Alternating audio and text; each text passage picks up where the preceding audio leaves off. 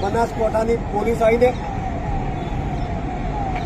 જેટલા લોકો પદયાત્રા ચાલતા હતા એમના ઉપર માનસિક ત્રાસ આલીને અત્યાચાર ગુજારવામાં આવ્યો। એના પછી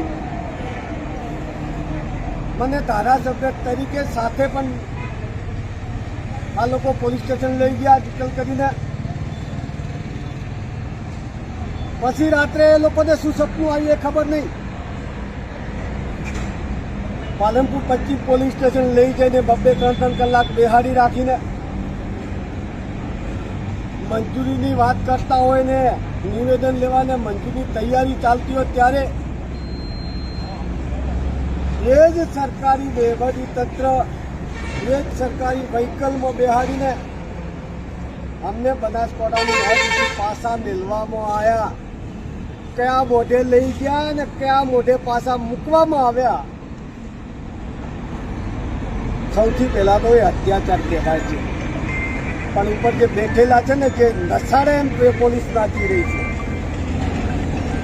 માનવતાના ધોરણે રાત્રે 4 વાગે એટલી બધી ઠંડી હોય ને કોઈ જગ્યા ઠંડીના આરેલે જો આધાને 1 કલાક 2 કલાક આરામ કરવા બેઠા હોય અને ફટ બીજા જિલ્લાની પોલીસ આવીને ઊભી થઈ જાય, એ પણ કરતા હતા ને કહેવાના લીધે કરવામાં આવ્યું છે।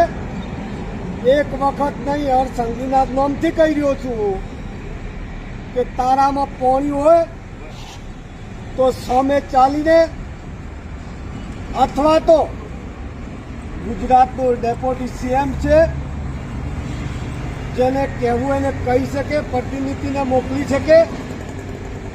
આદિવાસીઓ પર અત્યાચાર થયો છે એટલા માટે આદિવાસી શોખના માર્યા ગાંધીનગર જતા આવતા, પણ તને આદિવાસી ગમતા નથી એટલે તું ગરમ ધક્કા ખવડાવે છે।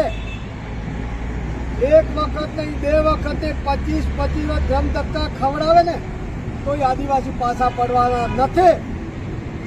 જેટલા ગરમ ધક્કા ખવડાવશે એટલી પેટમાં કોઠો વળવાની છે, જવાબ આપવો ભારે પડી જશે।